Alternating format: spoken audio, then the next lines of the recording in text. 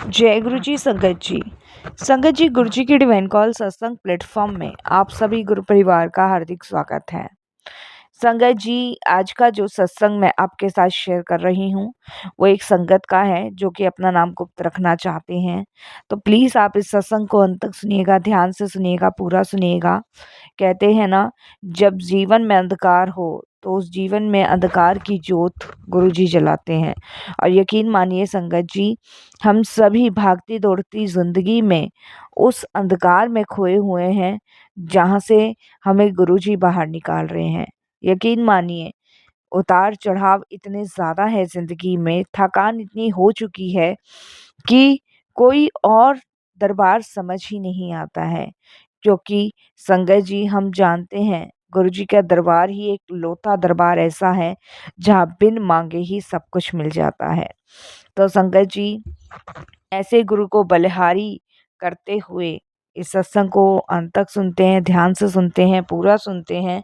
इस सत्संग में अनंत ब्लेसिंग्स है गुरुजी महाराज की, अनंत कृपा है गुरुजी महाराज की। तो बिल्कुल स्किप ना कीजिएगा, ध्यान से सुनिएगा। इसके अलावा अगर आप भी अपने अनुभव सत्संग शेयर करना चाहते हैं तो हिंदी में साफ राइटिंग में आप अपना सत्संग लिखकर हमारी जीमेल आईडी पर सेंड कर सकते हैं। हमारी जीमेल आईडी का लिंक आपको डिस्क्रिप्शन बॉक्स में मिल जाएगा। सत्संग पसंद आए तो आप इसे लाइक कीजिए, चैनल को सब्सक्राइब कीजिए, वीडियो को शेयर ज़रूर कर दीजिएगा और बेल आइकन दबाना बिल्कुल भी नहीं भूलिएगा। जब भी कोई लेटेस्ट सत्संग आएगा उसका नोटिफिकेशन आपके पास आएगा।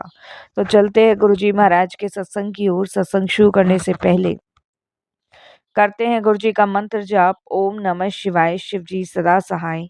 ओम नमः शिवाय, गुरुजी सदा सहाय। जय गुरुजी संगत जी। संगत जी, सबसे पहले गुरुजी महाराज के चरणों में कोटि कोटि नमन। सारी संगत जी को जय गुरुजी। संगत जी, मनुष्य के जीवन में कुछ ऐसी घटनाएं होती हैं जिनको सहते हुए यही कहा जा सकता है कि सिर्फ और सिर्फ ये ईश्वर की इच्छा है। मुझे नया जीवन प्रदान करने के लिए मैं सदा से गुरुजी की आभारी रही हूँ। संगत जी, घटनाओं ने इस कदर मुझे घेरा कि संगत जी, इन घटनाओं की वजह से मुझे अपनी ज़िंदगी पूरी तरह बोझ लगने लगी।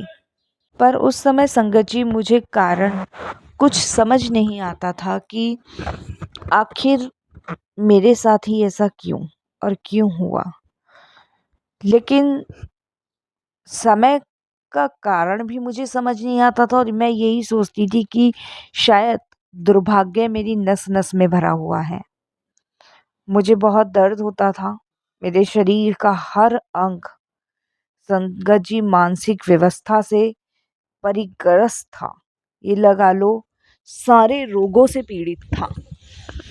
और संगत जी, ये मेरे शरीर का और मेरे भाग्य का दुर्भाग्य था कि मुझे ये सब कुछ झेलना पड़ रहा था। लेकिन गुरुजी ने मेरे जीवन में आके आकाशदीप बनकर मेरे जीवन में प्रवेश किया। मुझे अपने अंधकार और निराशा से अतिरिक्त कुछ दृष्ट गोचार नहीं था। गुरुजी ने मुझे उस अंधकार से बाहर निकाला जिसकी मैंने कभी कल्पना नहीं की थी। संगत जी, ब्रिटेन के मैनचेस्टर शहर में जन्म लेकर मैं जन्मजात अस्थमा और हृदय में छेद जैसे रोग से पीड़ित थी। मेरा बचपन मेरे माता पिता और स्वयं मेरे लिए बहुत कष्टदायी रहा है, बहुत ज़्यादा कष्टदायी। संगत जी, स्वास्थ्य के बिगड़ने के कारण मेरी जीवन शक्ति बहुत कम हो गई थी और मुझे अपने मित्रों से और साथियों से संगत जी दूरी बनाने के लिए अधिक मुझे इन दर्द को सहना पड़ता था।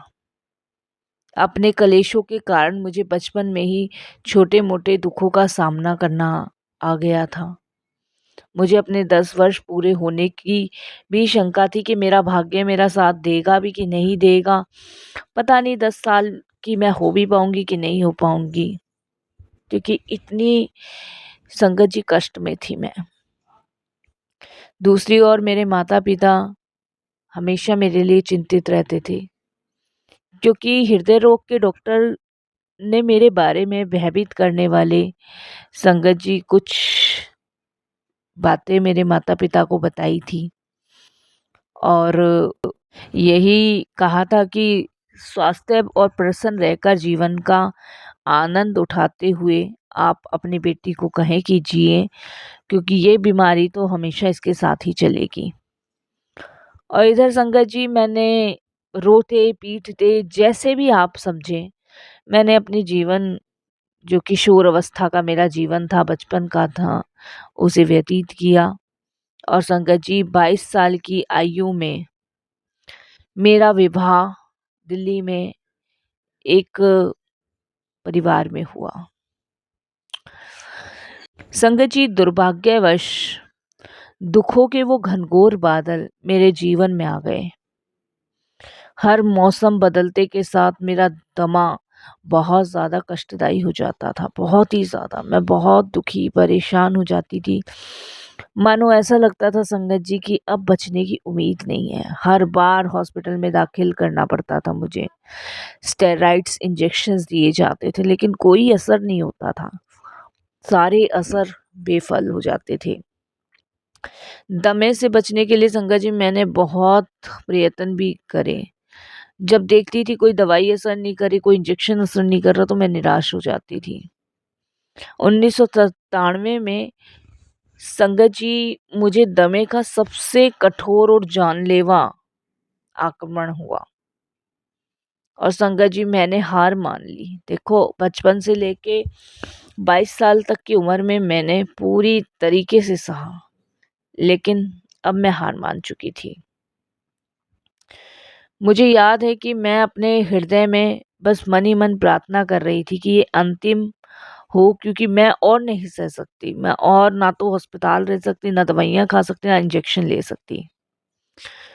उन्हीं दिनों संगत जी मुझे पूर्ण शरीर पर एक भयानक त्वचा रोग हो गया था। बायोप्सी से पता लगा कि मुझे कैंसर है, क्योंकि इससे मेरे परिवार को परेशानी ना हो, ये समाचार मैंने किसी को भी नहीं दिया। अब जो बची कुची आशा थी वो भी समाप्त हो चुकी है। मेरे आगे का मार्ग भी बंद हो चुका था। अचानक उस अंधेरी रात्रि में गुरुजी ने अपनी दिव्य ज्योत प्रज्वलित करी। हर बार उनके पहले दर्शन की बातें याद करते हुए मुझे अपने मन में उठी सब भावनाएं याद आ जाती हैं। सौभाग्य से उस दिन वह अकेले बैठे हुए थे। जब मैं अपने एक फ्रेंड के साथ उनसे मिलने गई, संगत जी उनकी उपस्थिति ना आज भी मैं महसूस कर सकती हूँ। मुझे उस जीवन भर भटकते हुए शिशु की भांति लगा, जैसे अंत में मैं अपनी माँ का आश्रय और सुरक्षा मिलने पर प्रसन्न हो गई। पहली बार जब मैं गुरुजी से मिली थी, मुझे ऐसा महसूस हुआ कि मैं पूरी जिंदगी भटकती रही, लेकिन मुझे लगता है कि अब मैं सही जगह आई हूँ। जैसे एक बच्चे को लगता है ना, वो भटकते भटकते माँ की गोद ढूंढता है और आखिरी में मिल जाती है, तो वही मुझे लगा। उन्होंने संगत जी उसी क्षण मुझे अपनी शरण में लिया। पहली बार ही मुझे गुरुजी के प्रेम का अनुभव महसूस हुआ। कोई प्रतिबंध नहीं था, कोई अन्य चाहत नहीं थी। मुझे घर के सदस्य की भांति उन्होंने प्रतिदिन संगत में आने को कहा। मौसम चाहे अच्छा हो चाहे बुरा हो, गुरुजी का आदेश था कि मुझे संगत में पहुंचना है। और मैं बहुत सारी संगतों के बीच जाके बैठती थी। उस दिन मुझे असहनीय दर्द था।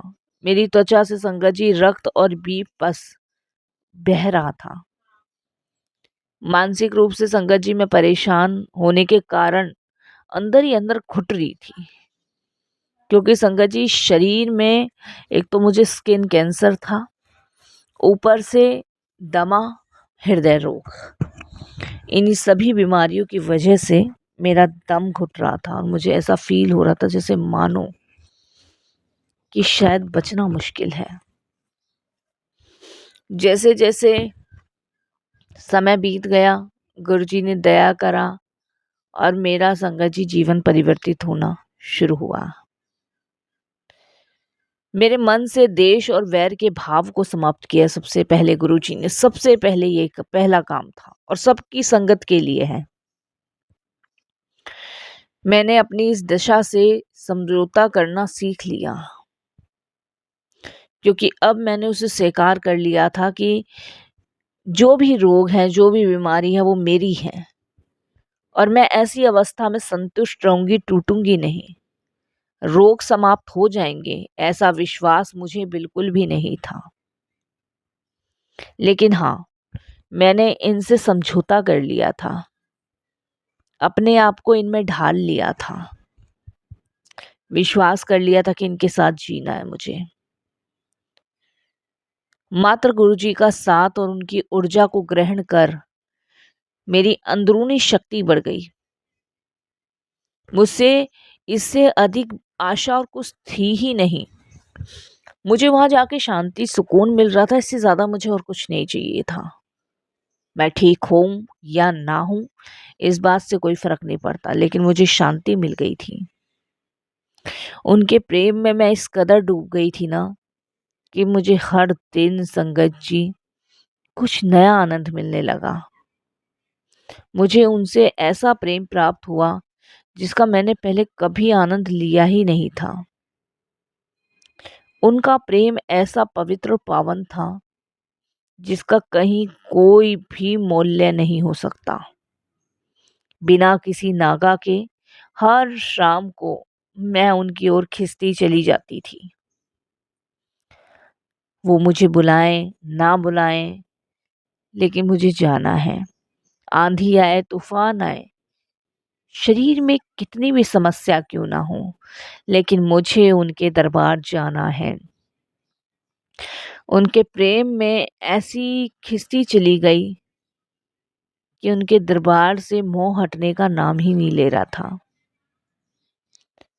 उस महत्वपूर्ण दिन उन्होंने सामने अपने पास बुलाया और पंजाबी में कहा, जिसे मैं समझ नहीं पाई, लेकिन उन्होंने किसी संगत के द्वारा मुझे बताने को कहा। उन्होंने मुझे नींबू की भांति निचोड़ दिया है और अब वो मेरा रोग दूर करेंगे। ये देखने के लिए संगत जी मैं उनकी कृपा के योग्य हूं अथवा नहीं। उन्होंने मेरे धैर्य का टेस्ट लेना शुरू कर दिया। संगत जी, कम छोटी बात नहीं है। एक ईश्वर जो स्वयं शंभु है, वो मुझे ठीक कर रहे हैं। वो मेरे हृदय में ऐसी शांति और शीतलता प्रदान कर रहे हैं जिनकी मैंने कभी कल्पना नहीं की थी। उस दिन मैं खुशी से, उमंग से भर गई और मैं घर पहुंची। पहली बार था, देखो संगत जी, बचपन से लेके अब तक कभी खुशी नहीं आई थी जीवन। और आप समझ सकते हैं संगत जी, ऐसे में अगर जीवन में कोई आपको इतना प्रेम दे दे तो आप कितने आनंदित हो जाओगे। संगत जी, मेरे चेहरे पे बहुत खुशी आ चुकी थी। उस दिन हृदय में आशा उमंग से भरकर मैं जब घर पहुंची तो पिछले कुछ महीनों से जब मेरी त्वचा, मैंने आपको बताया स्किन कैंसर था, तो मैंने शीशा देखना छोड़ दिया था और मैं शीशा देखने में ना कतराती थी और इसीलिए मेरे लिए ना असंभव होता था अपना दर्दनाक चेहरा देखना। जीवन में मोड़ तब आया जब गुरुजी ने अपनी कृपा, अपना वरदान देकर मुझे शीशा देखने का साहस करने को कहा। मैंने साहस करके संगत जी शीशा देखा। मेरा चेहरा थोड़ा-सा भिन्न तो अवश्य था, लेकिन कुछ समय बीतने पर मुझे अंतर पता लगने लगा था। एक नई मैं, अपने आप से अपरिचित, मैं गुरुजी की कृपा से ठीक हो गई थी। मैं संगत जी उनका शुक्राना कैसे करूं कि उन्होंने मेरे हर रोगों को दूर करना शुरू कर दिया था। उनके लिए मेरे प्रेम और आदर भाव और ज़्यादा बढ़ गए। मौसम बदल कर आते गए पर मुझे फिर कभी अस्थमा नहीं हुआ। मैं दिल्ली की प्रदूषित वायु में किसी भी अन्य नागरिक के समान सांस ले सकती थी। गुरुजी महाराज ने मुझे नया जीवन प्रदान किया और यही बताया कि उनके आशीर्वाद के बिना मेरा जीना असंभव था। उसी वर्ष के शुरुआत में एक जोशी से भी मैं मिली थी, जिसने मेरी अल्प आयु की भविष्यवाणी करी थी। मुझ में हुए परिवर्तनों को शब्द में तो संगत जी मैं व्यक्त नहीं कर सकती, क्योंकि ये मेरे लिए चुनौती भरा कार्य है। मैं इतना कह सकती हूँ कि उन्होंने मुझे केवल भौतिक ही नहीं, आंतरिक रूप से भी परिवर्तित कर दिया। एक लंबे अंतराल के पश्चात उन्होंने मुझे पूरी तरह स्वस्थ कर दिया। मुझे अपना शरीर अपना नहीं लगने लगा। ऐसा लगने लगा जैसे मानो मुझे नया जन्म मिल गया हो। गुरुजी यदा कदा अपनी संगत का टेस्ट करते रहते हैं। मनुष्य अपने स्वार्थी प्रकृति के कारण कामना पूरी होने की पिछली बातें भूल जाता है, पर गुरुजी कृपा तो जन्म जन्मांतर के लिए सद पर ही सदा बनाए रखते हैं। ये बात संगत जी स्पष्ट है। गुरुजी ने मुझे अपने स्वरूप के समीप एक दिन मोमबत्ती जलाने को कहा। एक दिन संगत जी मैं भूल गई और आधी डिबिया समाप्त होने के बाद माचिस की जल नहीं पाई। आवेश में आकर मैं स्नान करने चली गई। बाहर आई तो देखा मोमबत्ती जल रही थी। मैं अचंभित रह गई। उसी शाम को जब गुरुजी को धन्यवाद प्रकट करने के लिए गई, तो उनके दर्शन के लिए गई, तो संगत जी उन्होंने ये बात का स्पष्ट से वर्णन किया। मैं उनके चरणों में झुककर धीमे से अपनी दयालु आवाज में प्रश्न किया, अंत में मोमबत्ती जली या नहीं? तब आभास हुआ कि गुरुजी दूर तक की जानते हैं। वो सदा हमारे साथ हैं। वो हमेशा अपनी कृपा हम पे बनाए रखते हैं और कभी भी वो कोई स्वार्थ नहीं रखते। तो शुक्राना गुरुजी, आपका बहुत बहुत शुक्राना। ओम नमः शिवाय। शिवजी सदा सहाय। ओम नमः शिवाय। गुरुजी सदा सहाय। जय गुरुजी।